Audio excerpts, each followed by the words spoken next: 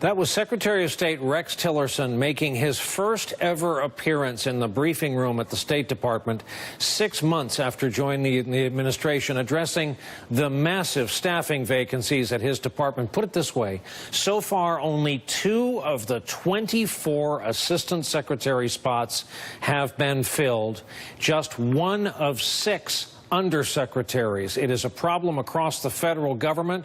Back with us for this portion of the conversation, Rick Stengel. Jeremy Bash rejoins us. Rick, the Washington Post piece I was talking about before the break, here's a whole other headline. State Department considers scrubbing democracy promotion from its mission. As of right now, the draft mission statement under review removes any mention of promoting democracy.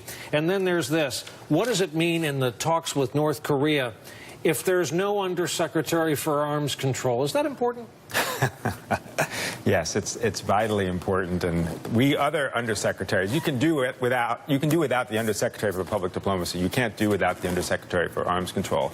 And in fact, the real masters of the building of the State Department are the assistant secretaries. They deal with all the ambassadors in the region, assistant secretary for Europe, the 2 assistant secretaries for Asia, for Africa. To do without them is like, I don't know, it's like having a horse without a jockey or something. I don't understand how they're processing that information. And what I hear from my pals who are still there, the thing that disturbs people and disturbs me is their disregard for expertise. You have hundreds of years of expertise, of experience of people who are there to serve whichever political party is in power. And then to not use that expertise is a terrible shame. Jeremy Bash, there's no March on Washington where people are chanting in the streets, restore the robustness at the State Department. It doesn't happen, and I don't mean to make light of it, but think about how hollowed out this is. It's one of those things that doesn't matter a whole lot until it does, until there is a conflict. Think about the Pentagon. Think about your old shop at the CIA. And all those same positions, we're sitting here with a veteran of the State Department that he was talking about. Yeah, those quiet professionals really do protect our country, Brian.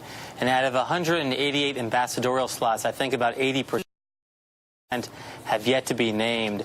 And so we are working at a big strategic disadvantage overseas if we don't put our best players on the field. And we see it not just at the State Department, as you referenced. It's also a problem with the Defense Department.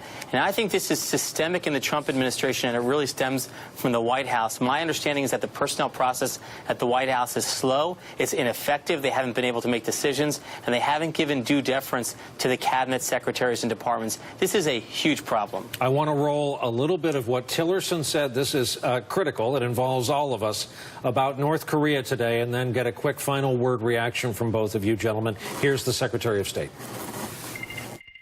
We have reaffirmed our position towards North Korea, that what we are doing, we do not seek a regime change. We do not seek the collapse of the regime. We're trying to convey to the North Koreans, we are not your enemy. We're not your threat, but you are presenting an unacceptable threat to us, and we have to respond.